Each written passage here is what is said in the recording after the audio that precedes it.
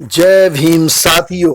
दुनिया में दो बातों के लिए संघर्ष चल रहा है, इसे जानो, समझो, विचारो।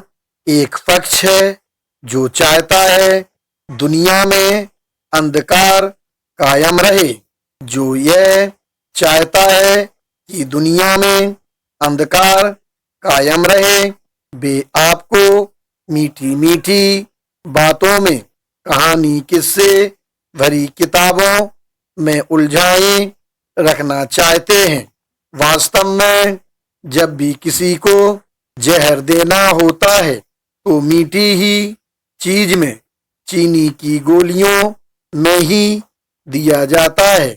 पता ही नहीं चलता उस मिठास के लोभ में कि इसमें जहर भी है। दूसरा विचार आपको प्रकाश में ले जाना चाहता है, जिसमें कुछ कड़वी कड़वी बातें भी शामिल हैं। जब किसी के शरीर पर पैदा हुए फोड़े को ठीक करना होता है तो उस पर कैंची ब्लेड चलाना पड़ता है, जिसमें बहुत तकलीफ होती है। इसलिए विचार करो कि क्या पढ़ना है, क्या सुनना है। आपके महापुरुष मंदिरों में नहीं बल्कि किताबों में जिंदा हैं। उनकी विचारधारा को पढ़ें, सुनें और अपनी उन्नति का मार्ग ढूंढें। हजारों हजार सालों से आपको दरिद्रता में जीवन बिताने वाली पुस्तकों को आपको पढ़ना है, सुनना है, या हजारों हजारों सालों की दास्ता से मुक्त कराने वाली अपने महापुरुषों के विचारों से भरी पुस्तकों को आपको पढ़ना है। एक विचार आपको अंधकार में ढकेलता है, दूसरा विचार आपको प्रकाश में ले जाना चाहता है। जहां अंधकार है वहां शत्रुता है, गरीबी है, शोषण है, दरिद्रता है। जहां प्रकाश है वहां मित्रता है, अमीरी है, करुणा है और समृद्धि है। अब आपको इस पर विचार करना है कि आपके लिए, आपके परिवार के लिए, आपके सगे संबंधियों के लिए, आपकी आने वाली पीढ़ियों के लिए अंधकार ठीक है या प्रकाश।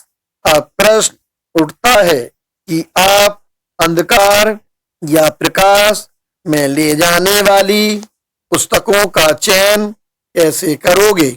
इसके कई कीवर्ड्स हैं। आज मैं एक कीवर्ड का ही उपयोग करूंगा। एक ही कीवर्ड के पैमाने पर उन पुस्तकों पर अंतर व्यक्त करूंगा। जो पुस्तकें समता, समानता, भाईचारा सिखाती हो, प्रेम सिखाती हो, प्यार सिखाती हो, तो वह पुस्तक आपके लिए प्रकाश में ले जाने वाली है। और जो पुस्तक आपको असमता, असमानता, कटुता, बैरभाव सिखाती है तो वह आपको अंधकार में ले जाने वाली होगी। सार यह है कि अपने महापुरुषों की ही पुस्तकें पढ़ें। धन्यवाद। भीम दहाड़ चैनल की ओर से जारी। अध्याय 10, छोटे किसान राहत विधेयक। फर्स्ट, डॉक्टर भीमराव अंबेडकर महोदय, मुझे संदेह है कि आपने मुझे जो 10 मिनट का समय दिया है, क्या मैं इस विधेयक के संबंध में वह सब कुछ जो मैं कहना चाहता हूं कह पाऊंगा। फिर भी मैं अपनी तरफ से पूरी कोशिश करूंगा और अपनी बातें बहुत संक्षेप में ही कहूंगा। इस विधेयक का आशय उन दो समस्याओं का समाधान प्रस्तुत करना है जो इस प्रेसिडेंसी के किसानों को प्रभावित करती हैं। पहली समस्या बिखरे हुए खेतों की है और दूसरी समस्या छोटे खेतों की है। मैं नहीं मानता कि माननीय सदस्य जिन्होंने मेरे माननीय मित्र भूमि बंदोबस्त आयोग का भाषण सुना है, इससे इनकार करेंगे कि बिखरे हुए खेत एक बुराई है और इस बुराई को जहां तक संभव हो दूर करना चाहिए। मैं उनसे सहमत हूं कि बिखरे हुए खेतों के होने से बहुत अधिक परेशानियां हैं और जहां तक विधेयक का उससे संबंध है, मैं इससे सहमत हूं कि इनकी चकबंदी होनी चाहिए। छोटे खेतों के प्रश्न पर मैं अवश्य कहूंगा कि मैं विधेयक प्रस्तुत करने वाले माननीय सदस्य से इस बात पर असहमत हूं कि छोटे खेत लाभदायक नहीं है। महोदय, माननीय सदस्य श्री एंडरसन ने हमें आंकड़ों से बोझिल कर दिया है जो यह बताते हैं कि वर्तमान खेत कितने छोटे हैं और उन खेतों के छोटे होने से कितनी कठिनाइयां होती हैं। मैं यह स्वीकार करता हूं कि छोटे खेतों के होने से कठिनाइयां हैं, लेकिन मैं यह नहीं मानता कि छोटे खेत निश्चित रूप से अलाभकारी या अनुत्पादक हैं। जिस तरह से अनुत्पादकता शब्द का प्रयोग विधेयक प्रस्तुत करने वाले माननीय सदस्य या बंदोबस्त आयोग द्वारा किया गया है, इसका अर्थ मेरी समझ में नहीं आता है। महोदय, जैसा कि मैं इस शब्द को समझता हूँ, मैं कहना चाहता हूँ कि खेत का उत्पादक होना या अनुत्पादक होना अनिवार्य रूप से आकार पर निर्भर नहीं करता, जिसे हम अर्थशास्त्र में उत्पादन के अन्य कारक कहते हैं। यह उस पर निर्भर करता है, वास्तव में उसके साथ ही बदलता है।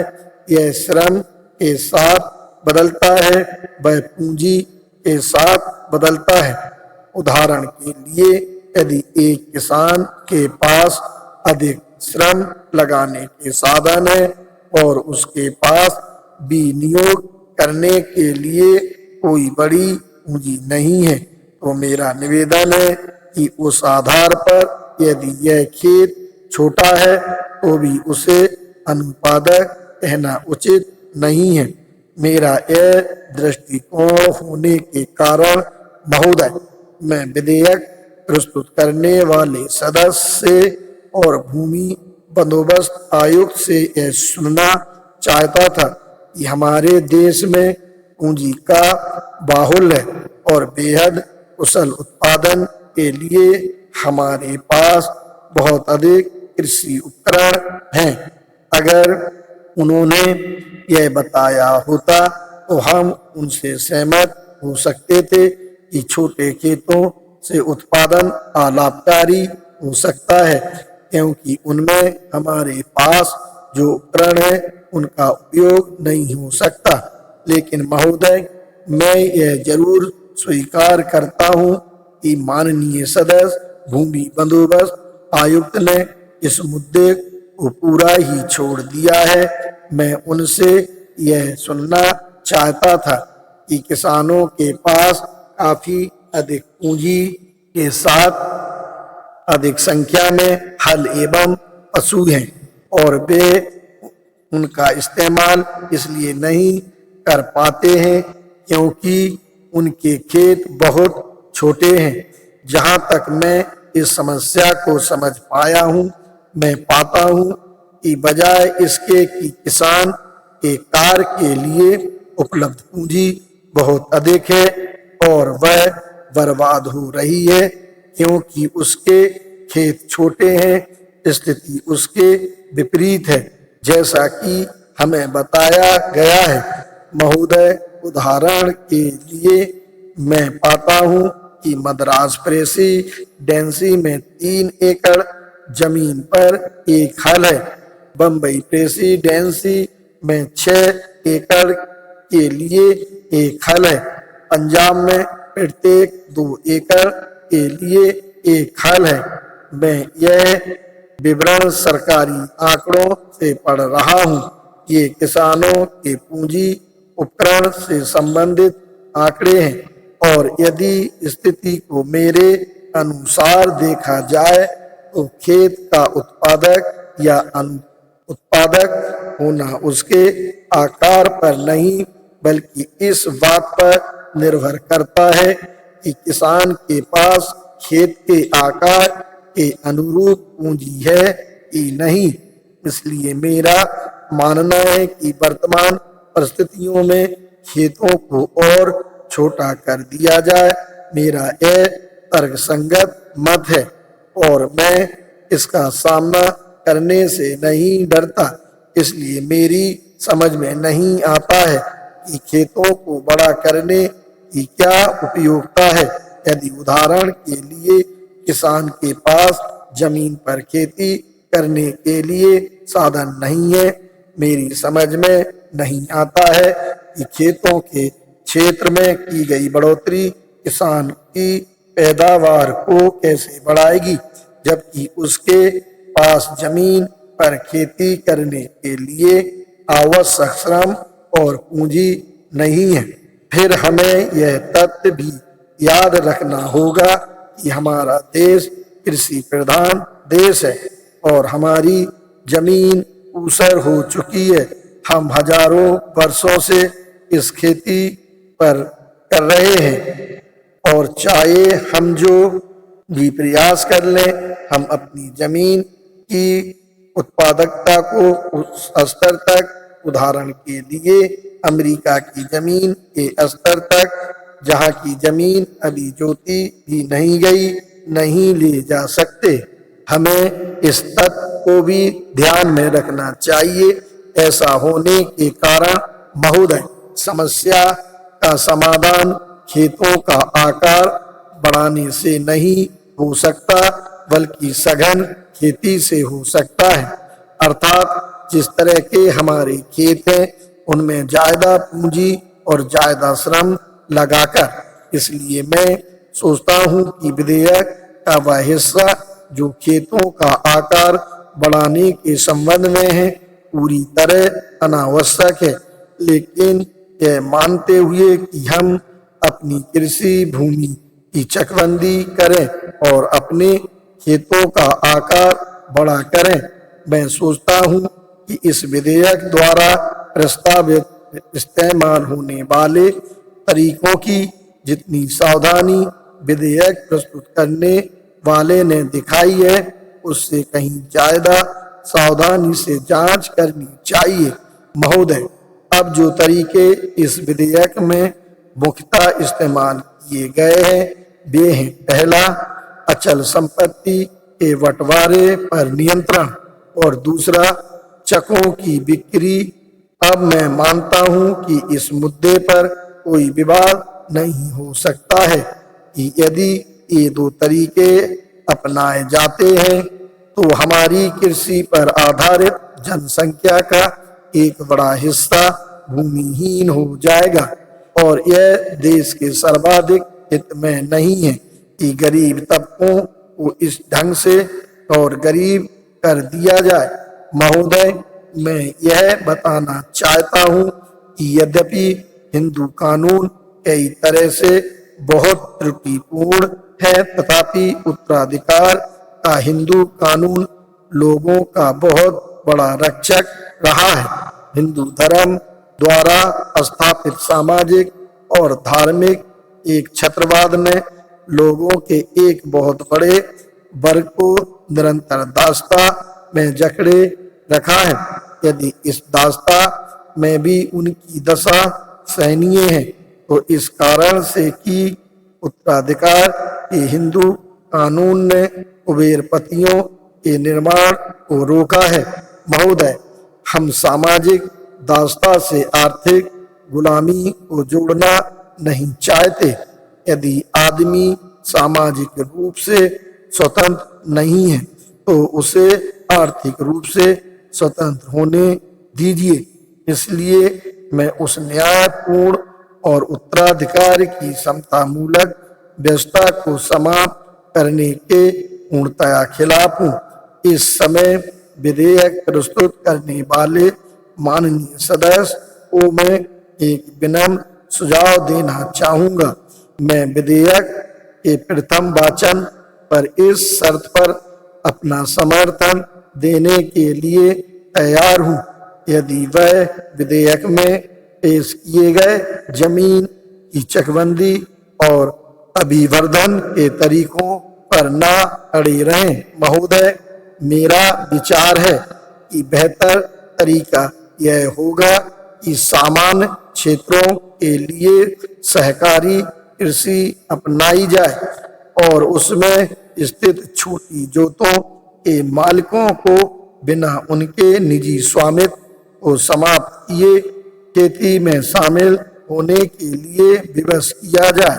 अगर ऐसा किया जाता है और इस विधेयक में इसके लिए कोई प्रावधान किया जाता है तो मैं इस विधेयक का निश्चय ही समर्थन करूंगा।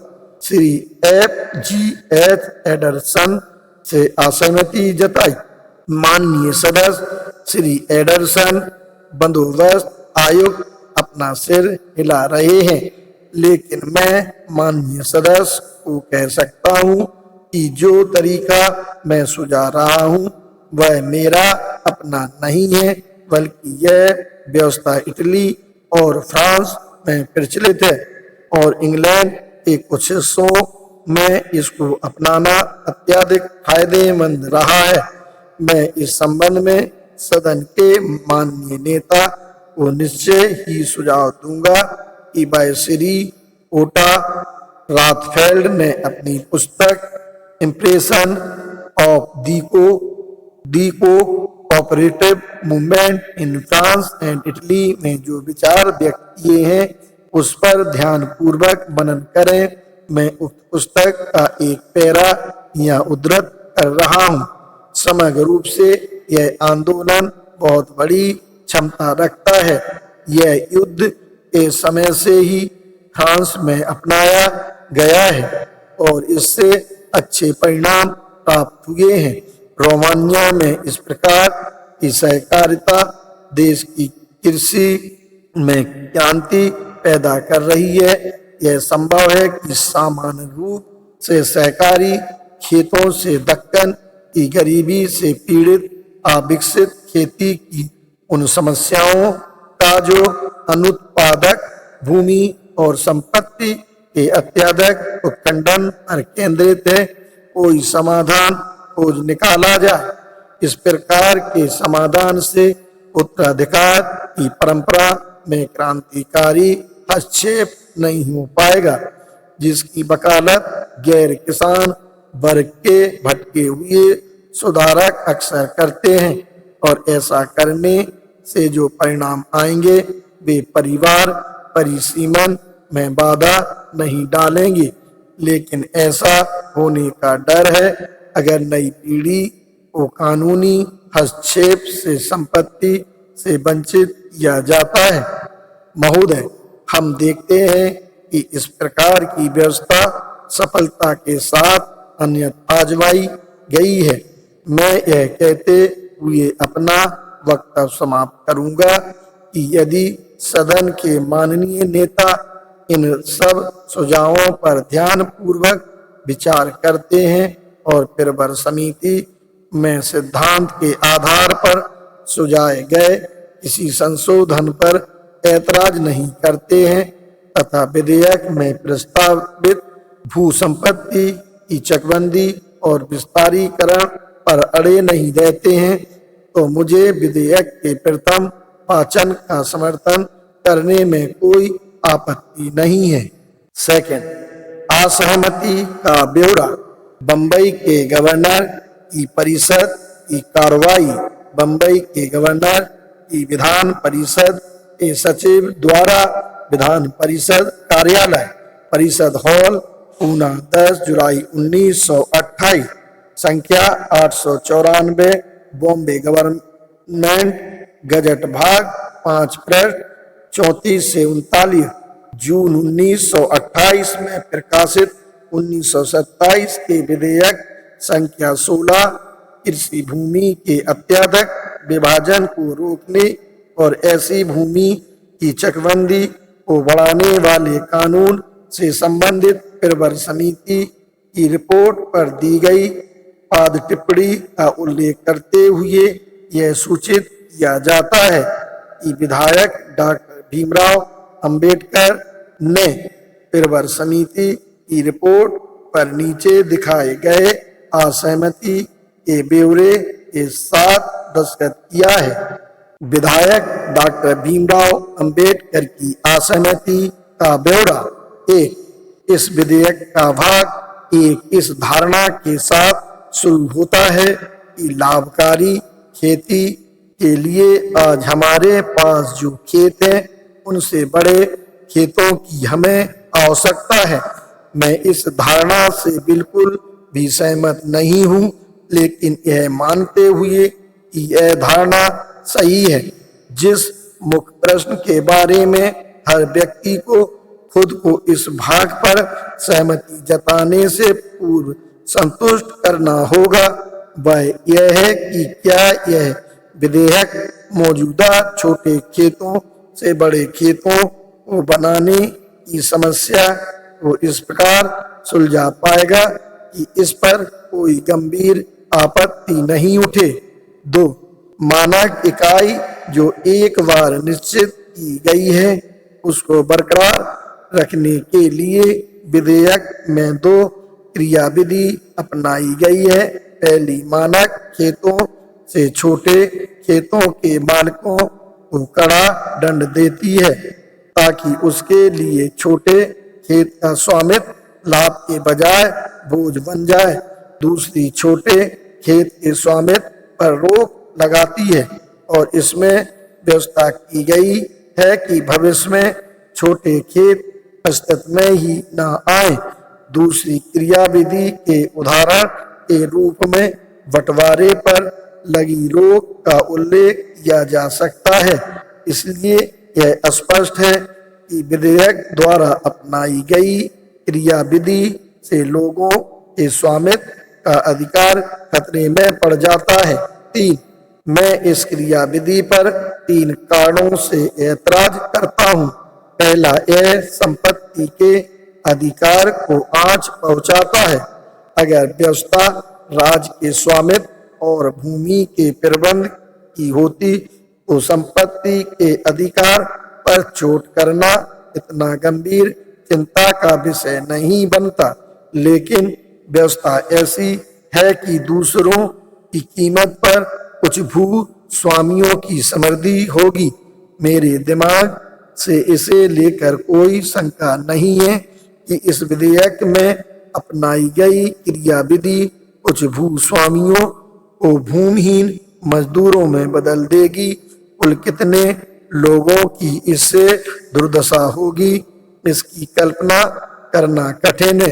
हर चीज इस पर निर्भर हो जाएगी कि मानक खेत कितने बड़े होते हैं। अगर वास्तविक खेत से मानक खेत बहुत अधिक बड़ा हुआ तो यह एक बहुत बड़े वर्ग पर प्रभाव डालेगा, बजाय इसके कि मानक खेत वास्तविक खेत के लगभग बराबर हो।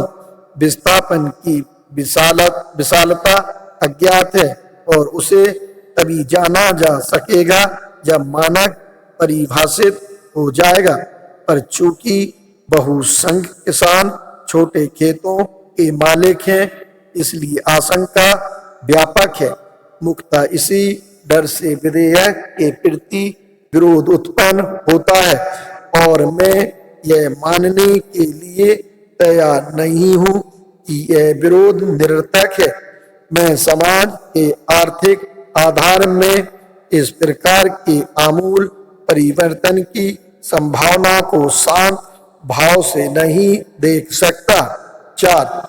विधेयक की क्रियाविधि के संबंध में मेरी दूसरी आपत्ति यह है कि वह निष्पक्ष होगा और मोटे तौर पर स्थिति वही बनी रहेगी। छोटे खेत के पड़ोसी खेत मालिकों को पूर्व क्रम का अधिकार दिया है, जिसका उद्देश्य सटे हुए छोटे खेतों का समूह बनाना है। लेकिन इस पूर्व क्रम का अधिकार केवल उसी अधिकार केवल तभी काम में आ सकेगा जब मालिक खेत बेचना चाहेगा और पड़ोसी किसान मालिक की शर्तों को स्वीकार करने को तैयार हो। पूर्ण क्रम का अवसर ही शायद नहीं आएगा, क्योंकि छोटे खेत का मालिक, मैं पुराने टुकड़ों की बात कर रहा हूँ, इसको अपने पास रखना होगा। दूसरी तरफ पूर्ण क्रम का अवसर आ सकता है, लेकिन यह निष्फल हो सकता है, क्योंकि छोटे खेतों को जल्दी ही मिला देने की इच्छा के बावजूद किसी भी स्थिति में मौजूदा छोटे खेत अनिश्चित काल तक बने रहेंगे। 5. इन सब के अलावा मेरा विचार है कि विधेयक के भाग 1 की क्रिया विधि विधेयक की दृष्टि से अपनाए गए उद्देश्य का अतिक्रमण करती है। विधेयक का उद्देश्य इस समय की स्थिति की अपेक्षा ज्यादा बड़े खेतों को एकजुट के अंतर्गत लाना है। अब मैं महसूस करता हूँ कि यदि हम विभिन्न मालिकों के छोटे खेतों को खेती के लिए एक बना सकते हैं, तो हमें वहीं रुक जाना चाहिए और उन्हें एक व्यक्ति के स्वामित्व में तब तक लाने का प्रयत्न नहीं करना चाहिए जब तक कि यह सिद्ध नहीं हो जाता है कि संकृत खेती के लिए एक मालिक का होना जरूरी है। मुझे पक्का विश्वास है कि मानक आकार के सहकारी खेतों की स्थापना हमें वह सब कुछ देगी जो हम विधेयक के अंतर्गत चाहते हैं और छोटे खेतों के मालिकों को विनाश से बचा लेगी।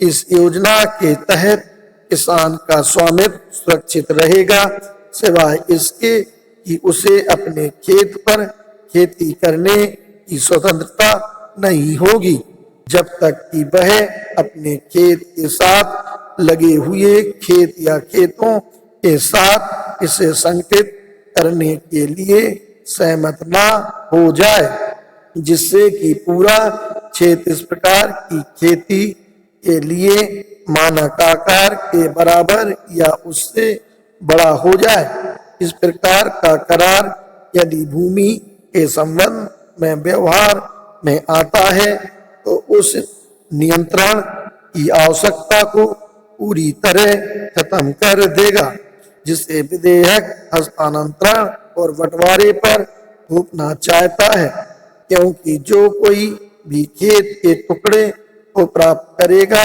वह सहकारी खेत के कृषि कार्य के प्रबंध में बाधा डालने में सक्षम नहीं हो पाएगा। इस करार के कारण नए मालिक मिलजुल कर खेत पर कृषि कार्य करने के लिए बाध्य होंगे। सहकारी खेती साझेदारों की कंपनी के समान होगी, जिसमें साझेदार के बदल जाने पर भी कंपनी बनी रहती है। यह योजना अपने परिचालन में सरल है और वर्तमान विधेयक की बुराइयों को निरस्त कर देती है।